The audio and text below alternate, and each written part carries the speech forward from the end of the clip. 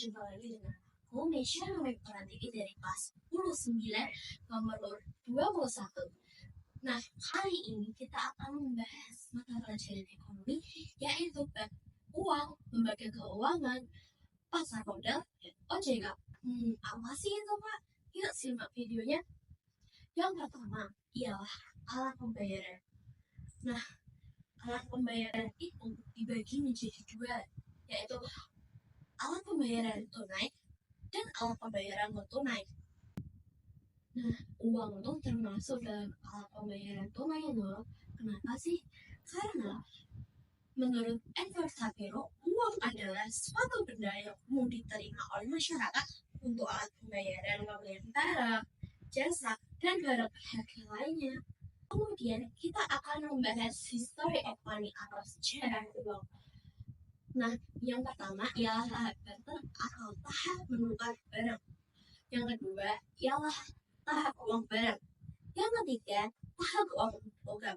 Yang keempat, tahap uang kertas. Yang kelima, tahap uang kira. Nah, syarat uang dapat digunakan itu apa aja sih, Pak? Yang pertama, acceptability. Acceptability adalah dapat diterima oleh semua kalangan. Yang kedua ialah durability, ialah dapat digunakan selama mungkin dan tahan rusak.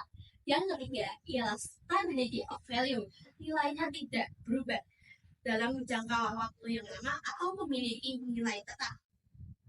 Yang keempat ialah portability. Apa sih itu? Mudah disimpan dan dipindahkan. Yang kelima ialah divisibility.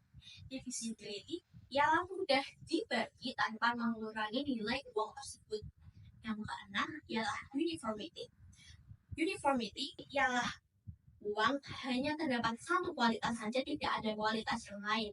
Yang ketujuh ialah scarcity. Scarcity ialah jumlah uang tersebut terbatas dan tidak dapat dipalsukan. Nah, uang juga memiliki fungsi dan jenisnya. Fungsi asli ialah sebagai alat ukur atau medium of exchange. Yang kedua ialah sebagai satuan hitung atau unit of account. Nah, uang juga memiliki fungsi turunannya loh. Yang pertama sebagai alat pembayaran, yang kedua sebagai alat penyimpanan kekayaan, yang ketiga sebagai alat pembentuk modal, yang keempat sebagai alat pemindahan kekayaan, dan yang kelima sebagai alat pembentuk harga. Menurut jenisnya, uang dibagi menjadi 4. Yang pertama, berdasarkan lembaga yang menerbitkan, dibagi menjadi uang kartal dan uang kira. Sedangkan berdasarkan nilainya, dibagi menjadi 2, full body of money atau uang yang bernilai penuh, dan representative full body money atau tidak bernilai penuh. Sedangkan berdasarkan bahan uangnya dibagi menjadi 2. Seperti yang kita ketahui, uang saat ini ada uang logam dan uang kertas. Yang terakhir ialah berdasarkan negara yang mengeluarkan. Yang pertama ialah uang dalam negeri. Yang kedua ialah uang luar negeri. Nah, kemudian kita masuk ke pengelolaan uang dan alat pembayaran non tunai. Alat pembayaran non tunai apa aja sih? Yang pertama ialah cek dan biliar giro. Yang kedua, uang elektronik mungkin seperti Kris, Shopify, dan lainnya. Yang ketiga ialah kartu debit dan ATM. Dan yang terakhir ialah kartu kredit. Pengelolaan uang rupiah oleh Bank Indonesia dimulai dari perencanaan, pencetakan, pengeluaran, pengedaran, pencabutan dan penarikan, dan yang terakhir ialah pengusahaan. Nah, rupiah juga memiliki unsur pengaman loh, mulai dari unsur pengaman yang terbuka dan unsur pengaman yang tidak terbuka. Nah, unsur pengaman uang rupiah mulai dari yang pertama, uang kertas rupiah terbuat dari serat kapas. Yang kedua, terdapat tanda air atau watermark dan electric light. Yang ketiga, bercetak hitam kriyo. Yang keempat, gambarnya saling mengisi atau recto verso. Yang kelima, tinta tidak dapat berubah warna. Yang keenam, tulisan mikro. Yang ketujuh, terdapat mini teks. Yang kedelapan, terdapat gambar tersembunyi. Yang kesembilan, cetakan tidak kasat mata. Yang ke-10, terdapat cetakan kasat mata. Yang ke-11, terdapat bunga pengamar. Dan yang terakhir ada nama serinya. Nah, kita masuk ke bank sentral nih. Apa sih itu? Kita bahas yang lain dulu deh. Bank Sentral Republik Indonesia adalah Bank Indonesia. Menurut Undang-Undang Nomor 6 Tahun 2009 tentang Bank Indonesia, Bank Indonesia adalah lembaga negara yang independen, bebas dari campur tangan pemerintah atau pihak-pihak lainnya, kecuali untuk hal-hal yang secara tegas diatur dalam undang-undang ini. Fungsi bank sentral ialah sebagai bank sirkulasi, bankers bank. Yang ketiga ialah lender of last resort. Yang keempat ialah pelaksana kebijakan pemerintah. Dan yang kelima ialah penjaga posisi likuiditas negara. Sedangkan bank sentral memiliki beberapa tujuan. Tujuan utama yaitu mencapai dan memelihara kestabilan nilai rupiah. Dalam rangka memelihara kestabilan nilai rupiah mengandung dua aspek. Yang pertama, kestabilan nilai mata uang terhadap barang dan jasa, dan yang terakhir ialah kestabilan terhadap mata uang negara lain. Peranan bank sentral dalam sistem pembayaran, kita mulai dari pengertian sistem pembayaran dulu ya. Sistem pembayaran merupakan sebuah sistem yang berhubungan dengan pemindahan sejumlah uang dari satu pihak ke pihak lainnya. Secara singkat dapat diartikan sebagai cara melakukan pembayaran dibagi menjadi dua jenis, yaitu sistem pembayaran tunai dan sistem pembayaran non tunai. Nah, tugas Bank Indonesia apa aja sih? Satu, menetapkan dan melaksanakan pembayaran moneter. Yang kedua, mengatur dan menjaga kelancaran sistem pembayaran. Dan yang terakhir, mengatur dan mengawasi bank. Bank Indonesia juga memiliki peranan dalam sistem pembayaran nasional. Yang pertama sebagai regulator, yang kedua sebagai pemberi izin, ketiga sebagai pengawas, keempat sebagai operator, dan yang terakhir sebagai fasilitator. Nah, penyelenggaraan sistem pembayaran tunai oleh Bank Indonesia terbagi menjadi dua nih. Apa aja sih? Yang pertama ialah sistem BI RTGS atau BI Real Time Gross Settlement. BI RTGS adalah sistem transfer dana elektronik yang menyelesaikan setiap transaksi yang dilakukan dalam waktu seketika atau dalam waktu yang singkat. Nah, ia berperan penting dalam pemrosesan aktivitas transaksi pembayaran, khususnya untuk memproses transaksi pembayaran bernilai besar, yaitu mungkin transaksi bernilai 100 juta ke atas dan bersifat segera. Yang kedua ialah sistem clearing nasional Bank Indonesia atau SKNBI. SKNBI adalah sistem transfer dana elektronik yang meliputi clearing debit dan clearing kredit yang penyelesaian setiap transaksinya dilakukan secara nasional. Sejak dioperasikan oleh Bank Indonesia pada tahun 2005, SKNBI berperan penting dalam pemrosesan aktivitas transaksi pembayaran, khususnya untuk memproses transaksi pembayaran yang termasuk Retail Value Payment System atau RVPS, atau transaksi bernilai kecil ataupun retail, yaitu transaksi di bawah 100 juta. Lembaga Keuangan Bank atau LKPB merupakan bank usaha yang melakukan kegiatan dalam bidang keuangan yang secara langsung ataupun tidak langsung menghimpun dana dari masyarakat dan menyalurkannya kembali kepada masyarakat. Jadi dari masyarakat untuk masyarakat itu sendiri. Nah, fungsi LKPB ini memperluas lapangan pekerjaan, kemudian membantu kegiatan usaha dalam meningkatkan produktivitas barang dan jasa. Dasar hukum yang melandasi LKPB ialah dasar hukum didirikannya lembaga keuangan bank atau LKPB ialah surat keputusan Menteri Keuangan nomor 38 KNK tahun 1972 yang kemudian diubah dengan Keputusan Menteri Keuangan 280 KMK titik 01 tahun 1989 mengenai pengawasan dan pembinaan lembaga keuangan bukan bank dan peraturan perundang-undangan lain yang berkaitan dengan usaha yang dijalankan. Nah, usaha apa aja sih yang dilakukan oleh LKPP? Yang menghimpun dana dengan menggunakan cara mengeluarkan kertas berharga dan sebagai perantara untuk mendapatkan dana dalam mendukung kelancaran usaha. Biasanya hanya fokus pada salah satu jasa keuangan. Kita masuk ke dalam jenis-jenis LKPP. Yang pertama ialah bursa efek atau pasar modal. Yang kedua ialah lembaga pembiayaan. Yang ketiga perusahaan asuransi. Yang keempat lembaga dana pensiun. Yang kelima koperasi kredit. Yang keenam pegadaian. Dan yang terakhir ialah perusahaan umum. LPS atau lembaga penjamin simpanan ialah suatu lembaga independen yang berfungsi menjamin simpanan nasabah perbankan di Indonesia. LPS menjamin simpanan nasabah bank yang berbentuk giro, deposito, sertifikat deposito, tabungan, atau bentuk lainnya yang dikersamakan dengan itu. Nah, tugas LPS di sini apa aja sih? Yang pertama, merumuskan dan menetapkan kebijakan pelaksanaan dan jaminan simpanan. Yang kedua, melaksanakan penjaminan simpanan. Yang ketiga, merumuskan dan menetapkan kebijakan dalam rangka turut aktif memelihara stabilitas sistem perbankan. Yang keempat, merumuskan, menetapkan, melaksanakan kebijakan penyelesaian bank gagal yang tidak berdampak sistemik. Yang kelima, melaksanakan penanganan bank gagal yang berdampak sistemik.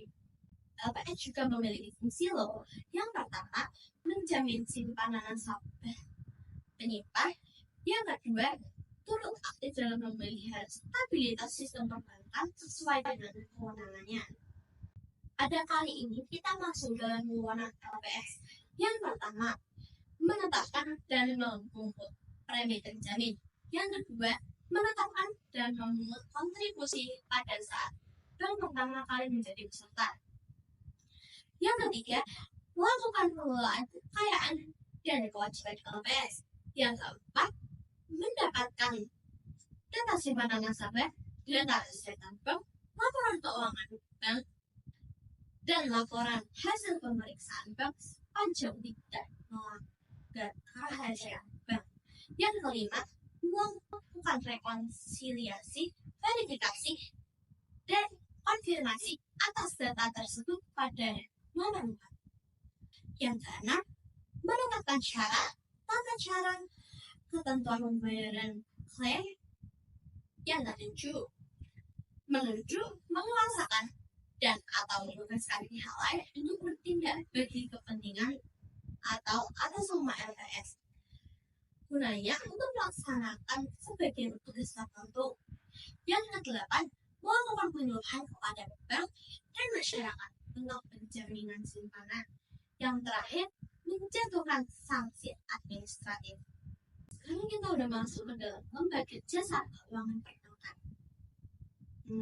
Perbankan adalah segala sesuatu yang menyangkut tentang bank, mencakup kelembagaan, kegiatan, dan proses melaksanakan kegiatan usahanya.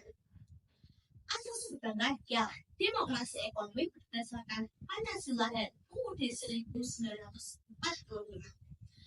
Tujuan perbankan ialah menunjang pelaksanaan pembangunan nasional dalam rangka meningkatkan pemerataan. Dan yang terakhir ialah meningkatkan pertumbuhan ekonomi dan stabilitas nasional ke arah peningkatan kesejahteraan rakyat banyak atau keseluruhan. Nah, perbankan memiliki 4 prinsip. Yang pertama ialah prinsip kehati-hatian atau prudential principle, dan yang kedua ialah prinsip kepercayaan atau fiduciary principle, dan yang ketiga ialah prinsip kerahasiaan atau confidential principle, dan yang terakhir adalah prinsip mengenal nasabah atau know your customer principle. Fungsi perbankan itu apa aja sih? Yang pertama, sebagai penghimpun dan penyalur dana kepada masyarakat. Dan yang kedua, menyediakan layanan jasa perbankan. Yang terakhir, ya sebagai agen pembangunan atau agen of development. Nah, jenis-jenis dibagi menjadi 3 jenis. Berdasarkan kegiatan operasionalnya dibagi menjadi 2, yaitu bank umum seperti Bank BRI, BNI, dan BTN. Yang kedua adalah bank syariah seperti Bank Muamalah, BRI Syariah, BNI Syariah. Nah, sedangkan berdasarkan fungsinya terbagi menjadi 3. Yang pertama, bank sentral seperti Bank Indonesia, dan yang kedua, bank umum seperti Bank BRI, BNI, dan Lipo Bank. Yang ketiga, ya bank pembangunan rakyat seperti BRI Chandra, BPR Andalan, dan BPR Tata Provider. Sedangkan berdasarkan kepemilikannya terbagi menjadi 4. Yang pertama adalah bank milik pemerintah yaitu BRI, BNI, dan BTN. Yang kedua ialah bank umum milik swasta nasional yaitu Bank Niaga dan Bank Mega. Yang ketiga ialah bank umum milik swasta asing yaitu HSBC.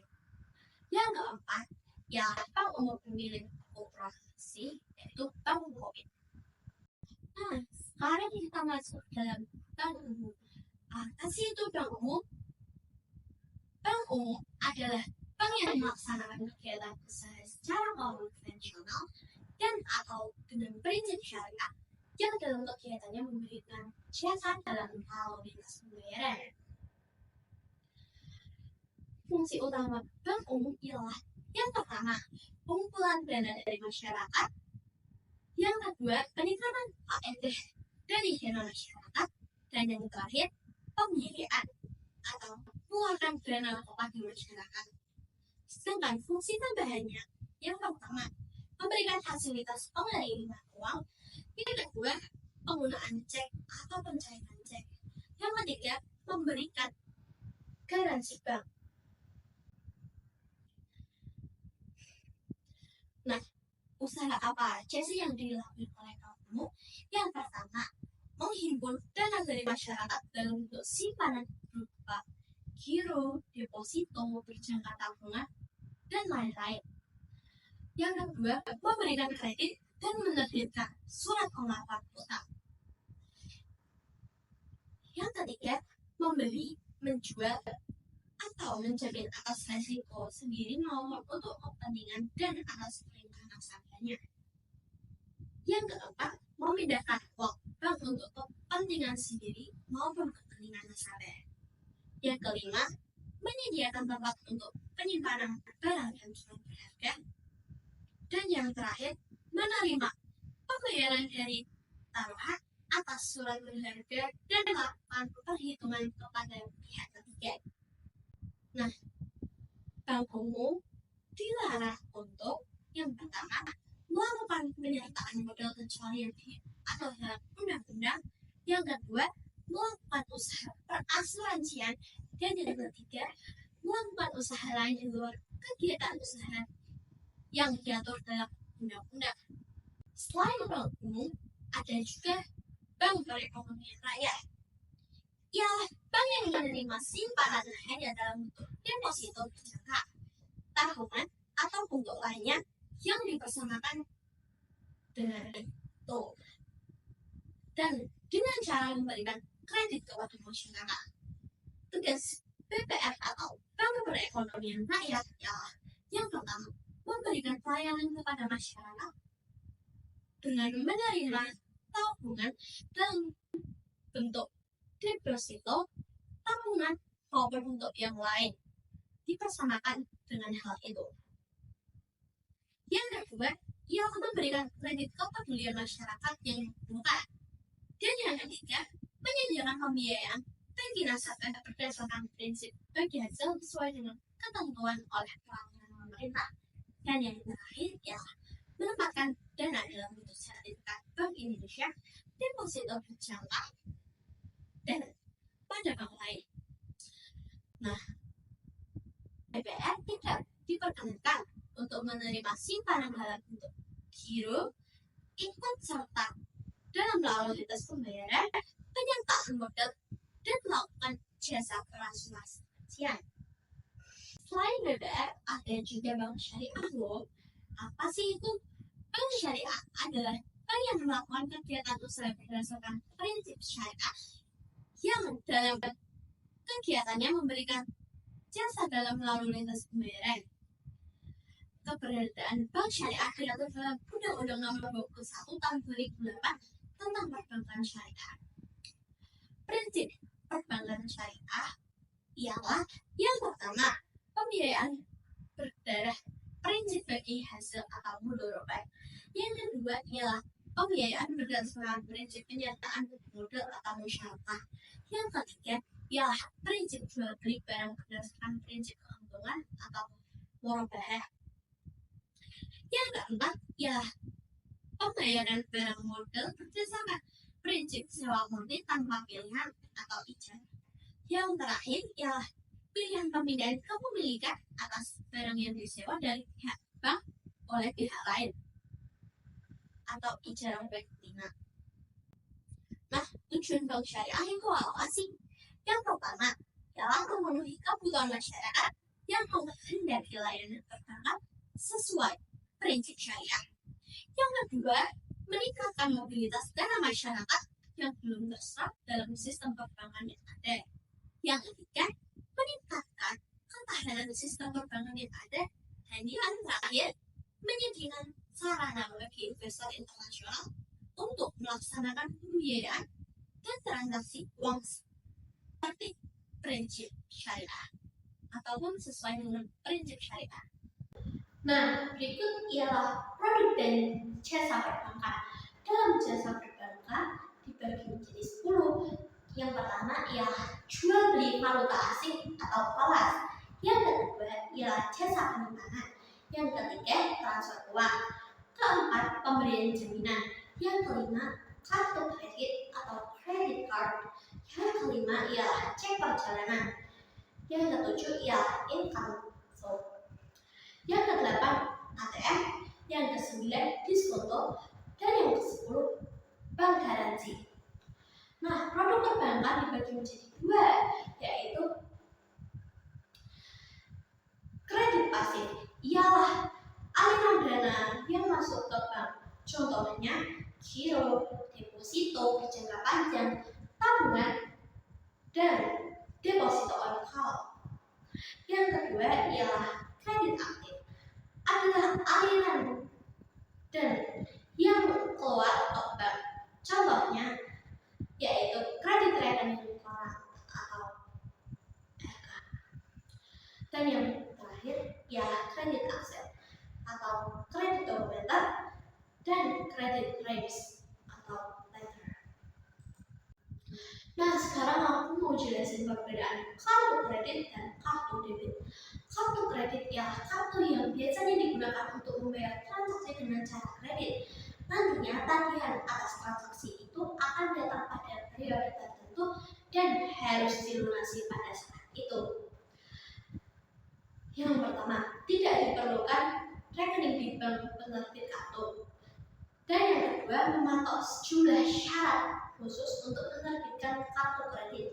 Yang ketiga, meski tidak ada sumber dana, ada ketentuan limit kartu kredit sebagai batas penggunaannya. Yang terakhir, pemilik kartu kredit harus membayar iuran tahunan. Nah, kalau kartu debit gimana sih? Kartu debit adalah kartu yang diterbitkan bank sebagai pelengkap rekening tabungan. Setiap tabungan umumnya disertai dengan kartu debit untuk bertransaksi. Sumber dana kartu debit adalah kartu rekening tabungan. Kemudian syarat menerbitkan kartu debit hanya dengan memiliki tabungan di bank terkait. Kemudian limit transaksi memakai kartu debit adalah nominal dana yang ada di buku tabungan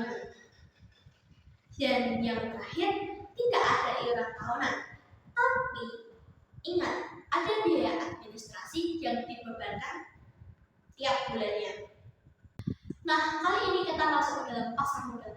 Apa sih itu pasar modal? Pasar modal adalah jasa keuangan untuk memfasilitasi masyarakat untuk jual beli modal.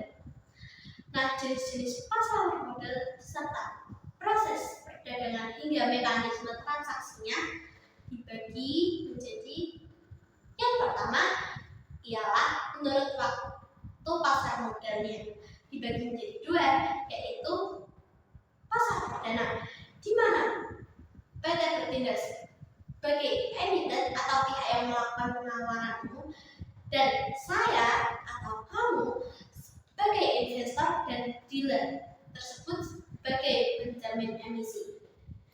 Dan yang kedua ialah pasar sekunder. Contohnya, kamu menjual motor bekas yang habis dibeli di suatu PT, kemudian menghubungi dealer motor bekas di waktu yang bersamaan.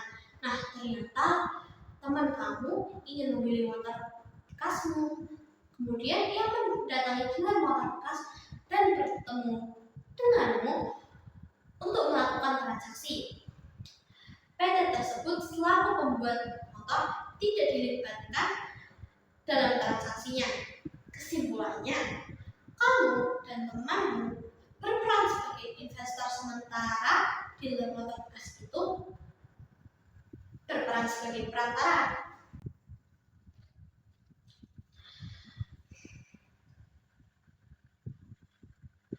Persyaratan untuk mendaftar transaksi pasar modal ialah KTP, NPWP, kemudian formulir pembuatan rekening dana nasabah. Kemudian peranan pasar modal apa aja sih? Yang pertama, sarana penambah modal bagi badan usaha. Dan yang kedua, sarana pemerataan pendapatan. Yang ketiga, sarana peningkatan pendapatan produksi. Dan yang keempat, sarana penciptaan kesempatan kerja. Dan yang kelima, sarana peningkatan pendapatan negara. Dan yang terakhir, indikator perekonomian negara. Produk apa aja sih yang dihasilkan oleh pasar modal? Yang pertama ialah saham, terbagi menjadi dua, ialah saham biasa dan preferred. Yang kedua ialah obligasi. Yang ketiga right issue. Yang keempat barang. Dan yang terakhir ialah reksadana atau dana reksa. Nah, di Indonesia perdagangan bursa efek di pasar modal digunakan dengan fasilitas Jakarta Automatic Trading System. Nah, jika kamu ingin membeli saham, apa aja sih yang harus dilakukan? Yang pertama, menjadi nasabah. Yang kedua, harus mempunyai rekening dan tercatat di Biro Administrasi Efek atau BAE. Transaksi jual beli saham dari investor kepada perusahaan efek baru diteruskan ke petugas efek yang ada di lantai bursa. Petugas di lantai bursa kemudian memasukkan pesanan ke sistem chat.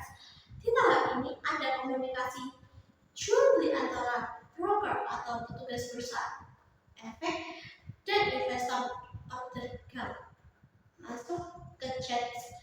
Ini bertemu dengan harga yang muncul pada sistem chat. Maka transaksi sudah selesai. Tahap akhir untuk menyelesaikan transaksi ialah proses clearing.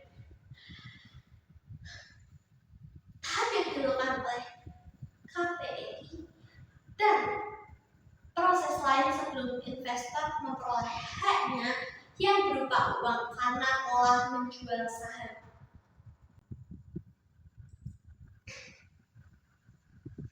Nah, sekarang kita masuk ke dalam OJK atau Otoritas Jasa Keuangan.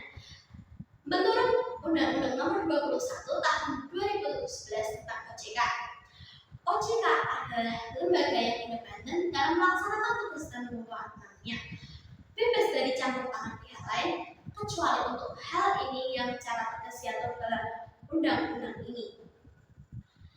Nah, OJK berfungsi untuk menyelenggarakan sistem pengaturan dan pengawasan yang terintegrasi terhadap keseluruhan kegiatan di sektor jasa keuangan.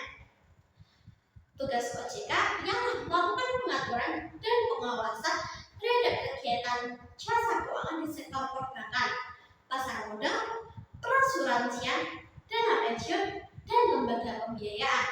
Nah, OJK memiliki 3 tujuan. Yang pertama, agar seluruh kegiatan di dalam sektor jasa keuangan terselenggara secara teratur, adil, transparan, dan akuntabel. Dan yang kedua, mampu mewujudkan sistem keuangan yang tumbuh secara berkelanjutan dan stabil. Dan yang terakhir, mampu melindungi kepentingan konsumen dan masyarakat. Wewenang OJK apa aja sih? Yang pertama, wewenang dalam melaksanakan tugas sebagai pengatur dan pengawas di sistem.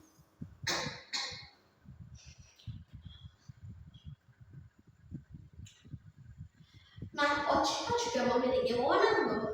Yang pertama, wewenang dalam melaksanakan tugas sebagai pengatur dan pengawas di sektor perbankan.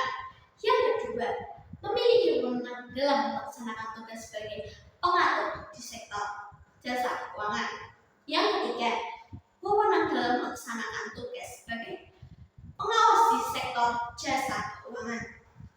Nah, dalam tugasnya sebagai pengaturan dan pengawasan sektor perbankan dibagi menjadi 4. Yang pertama, dalam rangka pengaturan dan pengawasan mengenai kesehatan bank dibagi menjadi sistem informasi debitur, pengujian kredit atau credit testing, dan yang terakhir standar akuntansi bank.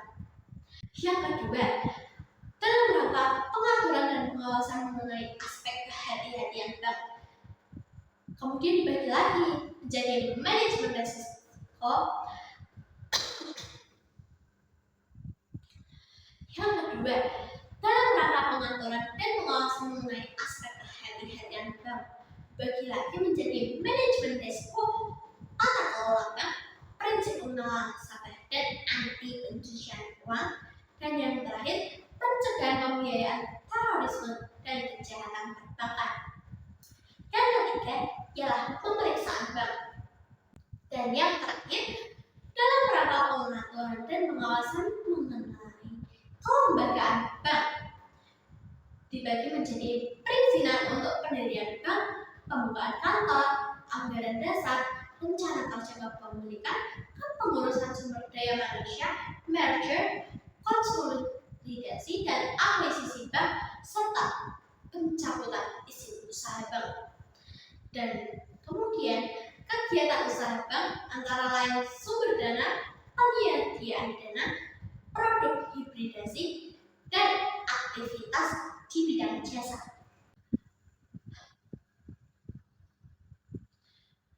Sedangkan untuk melaksanakan tugasnya dibagi menjadi 2. Yang pertama, pengaturan sektor jasa keuangan. Dibagi lagi, yaitu yang pertama, menetapkan peraturan pelaksanaan undang-undang. Yang kedua, menetapkan peraturan perundang-undangan di sektor jasa keuangan. Yang ketiga, menetapkan peraturan dan keputusan otoritas jasa keuangan atau OJK. Yang keempat, menetapkan peraturan mengenai pengawasan di sektor jasa keuangan. Dan yang terakhir, menetapkan kebijakan mengenai pelaksanaan tugas OJK atau otoritas jasa keuangan. Sedangkan untuk pengawasan di sektor jasa keuangan, yaitu menetapkan kebijakan operasional pengawasan terhadap kegiatan jasa keuangan. Yang kedua, mengawasi pelaksanaan tugas pengawasan yang dilaksanakan oleh kepala eksekutif. Dan yang ketiga, memberikan perintah tertulis kepada lembaga jasa keuangan dan ataupun pihak tertentu. Keempat, melakukan penunjukan pengelola statuter. Dan yang terakhir, menetapkan penggunaan pengelola statuter.